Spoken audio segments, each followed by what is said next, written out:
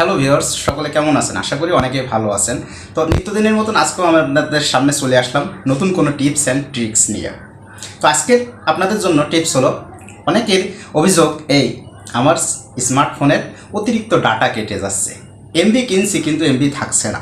তো আজকের এই বিষয়টা হলো কিভাবে আপনি আপনার স্মার্টফোন থেকে এই অতিরিক্ত ডাটা যাতে না কাটে সেই সেটিংসটা বন্ধ করে রাখতে পারেন। তো সেই বিষয়টা আমি আপনাদের, এটা বেসিক্যালি কিছু কিছু অ্যাপসের উপর নির্ভর করে কিছু কিছু সেটিংস, এগুলো আপনি বন্ধ করে রাখলে আপনি নিশ্চিন্তে থাকতে পারেন, আপনার ডাটা আর কাটবে না, অতিরিক্ত খরচ আর হবে না। তো আজকে চলেন কথা না বাড়িয়ে আজকে আমাদের ভিডিওটা দেখা যাক। চলুন, এই ভিডিওটা কিভাবে হয় আপনারা পরিপূর্ণভাবে দেখবেন, সম্পূর্ণটা দেখবেন, তাহলে শিখতে পারবেন। তো ধন্যবাদ সবাইকে। তো চলুন আজকে ভিডিওটা পরিচালনা করা যাক।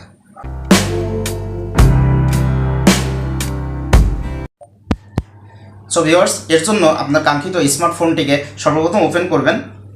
স্মার্টফোনটি ওপেন করার পরে আপনি সোজা এই যে স্মার্টফোনে যে সেটিংস অপশনটা আছে, এক একটা স্মার্টফোনে এক একভাবে থাকবে। তো সে সোজা আপনাদের মতন করে সেটিংস অপশনে চলে যাবেন। আমি সেটিংস অপশনে গেলাম। সেটিং অপশনে যাওয়ার পরে আপনি দেখবেন এখানে সোজা সিম কার্ড অ্যান্ড মোবাইল নেটওয়ার্ক, এখানে যাওয়ার পরে আপনি সোজা আসবেন data uses and setting. Data usage, আপনার লক্ষ্য উদ্দেশ্য থাকবে ডাটা ইউসেজটা খোঁজা। তো এক একটা স্মার্টফোনে এক একটা ওয়েতে এক একটা ফাংশনে থাকে। তো আমি সেটা দেখালাম, এটা আপনি ডাটা ইউসেজে যাবেন।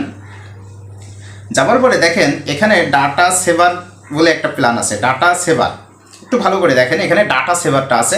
এই ডাটা সেভারটা আমি কি করব, এটা অফ করা আছে, এটা আপনি কি করবেন, অন করে দেবেন। ডাটা সেভার অন করে দেবেন, তাহলে কিন্তু আপনার কাঙ্ক্ষিত যে প্যাকেজটা আপনি কিনেছিলেন সেটা কিন্তু দীর্ঘদিন ব্যবহার করতে পারবেন।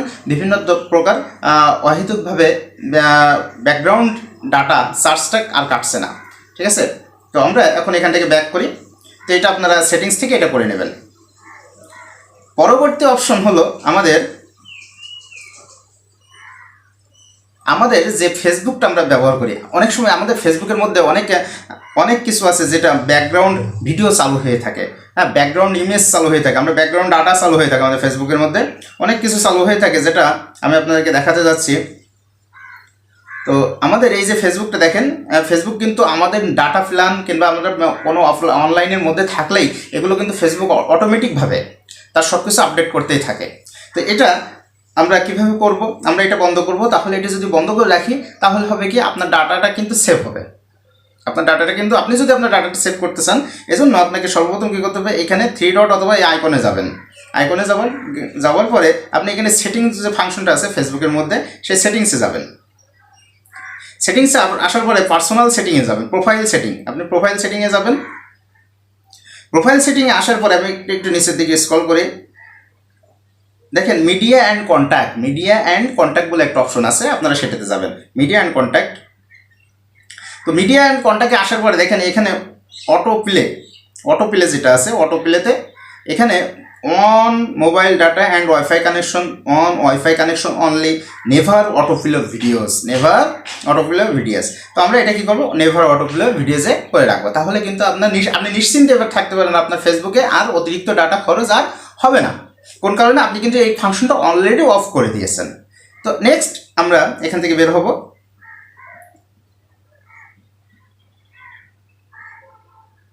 আমরা এখান থেকে বের হলাম। বের হওয়ার পরে আমাদের ইউটিউবের মধ্যে যাব।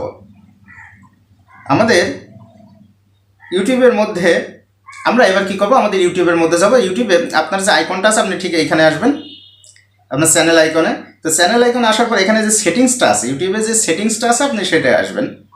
ইউটিউবের সেটিংয়ের মধ্যে যাওয়ার পরে দেখেন এখানে অটো প্লে বলে একটা অপশন আছে। প্রথমত জেনারেল, পরে ডাটা সেভিং, পরবর্তীতে অটো প্লে। আমরা অটো প্লেতে যাবো। তো দেখেন এখানে অটো প্লে নেক্সট ভিডিও, এটা কিন্তু চালু করা আছে। এটা চালু করার মানে হলো আপনার কানেকশন, অর্থাৎ ওয়াইফাই কিংবা ডাটা কানেক্টেড থাকলে আপনার এই স্মার্টফোনটি তাৎক্ষণিকভাবে কিন্তু এর মধ্যে ইউটিউবের অটো ব্যাকগ্রাউন্ড প্লেগুলো সবসময় চালু থাকবে। এই জন্য আপনি যদি এটা অফ করে রাখেন, তাহলে আর পরবর্তী ভিডিওটা নিজে নিজে আর চালু হতে পারবে না। তার ফলে দেখা যাবে কি, আপনার ডাটাটাও কিন্তু সেভ থাকবে। তো এটা অফ করাতে এখন দেখেন ইউটিউবে যে ব্যাকগ্রাউন্ড ডাটাটা চালু হতো সেটা কিন্তু বন্ধ হয়ে গেল। কাজে এবার আপনি নিশ্চিন্তে থাকতে পারেন, ইউটিউব থেকেও আপনারা আর ডাটা কাটছে না। এর পরবর্তীতে চলেন নেক্সট এবার আমরা কি করব, আমরা সোজা চলে যাব প্লে স্টোরে। তো আমরা এখন প্লে স্টোরে যাব। প্লে স্টোরে যাওয়ার পর এই যে আইকন আছে আপনি এখানে ক্লিক করবেন। ক্লিক করার পরে দেখেন এখানে সেটিংস বলে একটা অপশন আছে, সেটিংস আপনারা মনে রাখবেন, সেটিংসে যাবেন।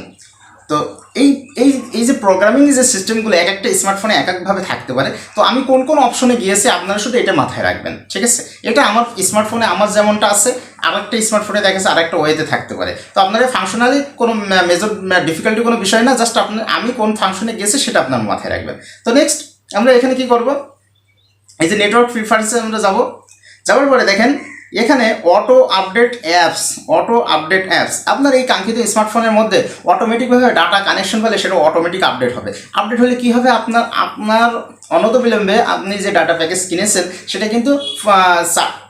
কিন্তু খরচ হতেই থাকবে, সেই খরচটা কিন্তু এখান থেকে আপনি সেভ করতে পারবেন। এটা ডোন্ট অটো আপডেট অ্যাপস কখনো অটো আপডেট হবে না। তো আপনি যদি এটি সিলেক্ট করে ডান করে দেন তাহলে দেখেন আপনার কিন্তু এই প্লে স্টোর থেকে যে পরিমাণ ডাটা কাটতো সেটা কিন্তু এখন বন্ধ হয়ে গেল।